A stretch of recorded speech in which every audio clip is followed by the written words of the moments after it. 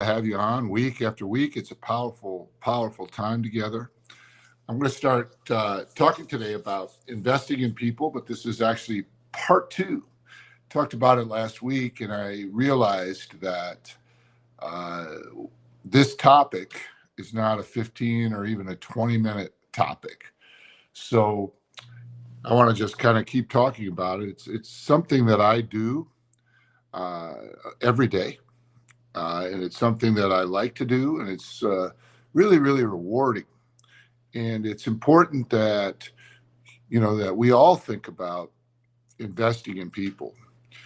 I'm a pastor, and I do a lot of different things, and that I also have a consulting company where I work with leaders, and we think about core values, and we think about mission statements and vision, and we try to build teams around that. And when you're building teams, the way that you bring teams together is either you discover talent or you develop talent, or a little bit of a combination of both. So we think about that on a regular basis. So as I teach today, I want you to kind of put on a little bit more of a sophisticated lens. I want you to think about what I say from the standpoint of investing in people, and then also look at it from the standpoint of making sure that your daily habits and your thought processes welcome others to invest in you. So when I use the word invest, I don't just mean dollars. I mean time, I mean talent, I mean, you know, and I do mean dollars also at some point. But the concept of investing for me starts at the beginning of my day. And lately, I've been thinking about it again. Again, I'm a pastor, and I come at things sometimes from a biblical perspective, a business perspective, my background in business, and just friendships and family, things like that. But the idea is when I wake up in the morning, I think about the concept of how can I help somebody, or how can I serve them, whether it's my daughter who's now 31. She's a doctor, she's a surgeon, and her husband who's a CPA and doing very well. And now they have a grandson, or I have a grandson. They have a son, Bennett, and he's just a little over a year old, 13 months. And so I think about them a lot. And then I think of my wife, and I think, how can I help her today? How can I be especially uh, attentive, affectionate, a good listener, making sure that I hear what things are important to her. And so, because my goal is to, make her happy, make my family happy. My goal is that same way with my church, and also with my clients and my friends. And it's not like I want to make them happy necessarily. It's more that I want them to make good decisions. I want them to feel supported. I want them to have the information that they need to make good decisions. And I want to stay on my game so that I am, still connected, not just kind of going out and sitting by the lake or sitting by the ocean, or just kind of going out to pasture. I hate the concept of retirement. I think as we get older, we've spent decades uh, creating friendships, creating relationships, learning about a lot of stuff. Yes, there's a lot of technologies out there that I'm not that hip to, that sharp at, but there's a lot of things that I've learned and that I know that really can make things easier for people, can make things more accessible. You don't have to like go through the school of hard knocks or hit and miss, trial and error all the time, if you have good conversations with people. And so I just want to say, as I get ready to talk about investing in people and some of the principles that I use, what I look for when I'm looking for somebody that I'm going to commit to and help. But I also want to just say that I'm thinking about all the time, thinking about the word love, and how can I love people? Because that word translates from the Hebrew from the concept of giving and serving. So, one of my key principles that I use, that God has really helped me with, so that I don't get hurt, because sometimes when you start committing to mentoring or committing to helping someone or working alongside someone, you know, the relationship can go this way or that way for whatever reason, can go awry, can go wrong. And so you have to protect yourself. So you have to have some key principles in place. And the first one starts with the concept of love. And the concept of love in the Hebrew means I will give and I will serve. I will give and I will serve. And nowhere in that principle, nowhere in that definition is the concept of I will give if I get back, and I will serve if I get a certain set of results. So that's why I'm so careful with the people that I choose to invest in. Now, your family, you're invested. I'm invested in my wife. I chose her, though. I did choose her. So I need to invest my time, my thought time, uh, even in my choices day by day, to make sure she's in a good place and that she's feeling supported. Same thing with my daughter and her husband and the baby. But then I look for people that are, that are moving to develop themselves, moving to do things that are also looking to help people, help others. So I want to invest in people that invest in people. You see, so it's hard to uh, begin to invest or begin to impart or help or support, whatever your word is, the one you like the best, without kind of noticing what people are like, and if they're going to use this investment to help others. Because when you invest, think about it, you want your investment to grow, you want your investment to appreciate, you want your investment to have a greater impact so that you get more for your investment. And I'm not talking about a dollar return on investment, although that can happen, but I'm talking about really making a difference. So when I look for somebody who's investing, who's also trying to invest. How can I help them by resourcing them, by supporting them so they can invest better? And I want to go back now just for a second because I don't think I finished the thought. But the idea is I will give, I will serve. And this really helps me. So I have a book that I wrote a while ago called Very Few Fathers. And in it, I have 12 simple thoughts. And one of the thoughts is uh, teachers teach, but fathers teach, love, and stay.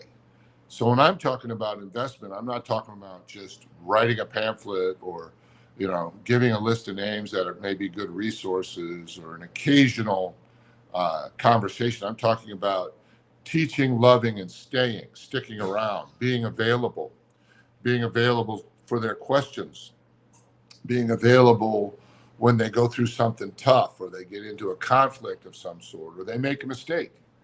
Being available, it's called investing. So my inner thought is I'm going to teach, love, and stay. But then I also have a principle that really helps to protect me, which is uh, I don't quit you. I won't quit that person that I make the investment in, but I will most definitely allow that person to quit me, to quit the relationship or to quit me. Now, what that does is that I go in up front with managing my expectations, trying to give as much as I can, serve as well as I can, but at the same time knowing that the other person is making all their own decisions and they're going to place a value on my investment that, in normal circumstances, if I'm not prepared, that could turn into an emotional situation or a situation where I might be offended. So because I'm aware of that they have all that stuff. So my expectations aren't that I'm going to get a return. I'm a giver and I'm a server. I'm an investor. So I'm going to put the best that I can in that person. And then, of course, the other concept is I'm going to stick around. I'm not. This isn't a passive investment. This is a very active, day-to-day, available kind of an investment. And then the next one is, but if they decide to quit or walk away, and a lot of times what happens when you invest in people is you see potential, you see their vision, and sometimes you see their potential better than they do. And sometimes you see their vision more clearly than they do. And so they're not as committed as you thought they were. So I'm looking for somebody, A, that's giving to others, but then B, I'm also looking for people that are committed to themselves, developing themselves, and committed to what it is that they're trying to accomplish. So right now, just two people I'll mention. There's a lot that I'm serving and giving to right now. But the two people that come to mind are Reggie Watts, who's in the Parchment prison system. And he spent over decades, almost 3 decades in Angola prisons. But he and I became friends when I ministered in Angola with Mike Barber. And so that I just stayed in contact with him. And then he was hired by a very, very powerful leader, Christian leader in Mississippi, to lead and serve the inmate population at Parchment Prison, which is considered to be one of the more violent prisons in America. And so Reggie and I kept a conversation going, and Reggie said, look, I want some help. I need some help. Would you come in and help? So he reached out, and then I started to really pay attention. I started to really pay attention to what it is he's trying to accomplish, listening to his vision. I asked him questions like, all right, you have a vision to reach the inmate population. Let's write it down. What would you do if you knew you wouldn't fail? You'd create programs to help them to acclimate themselves to the outside world. You'd create programs so they could develop their character on the inside. We began to talk about the vision, and we began to talk about what the obstacles were, what was going on currently inside the system that was preventing the men from making good decisions, preventing the men from learning and developing themselves. And we began to really work on that. And so I'm listening. Investing is listening. Investing is availability. Investing is time.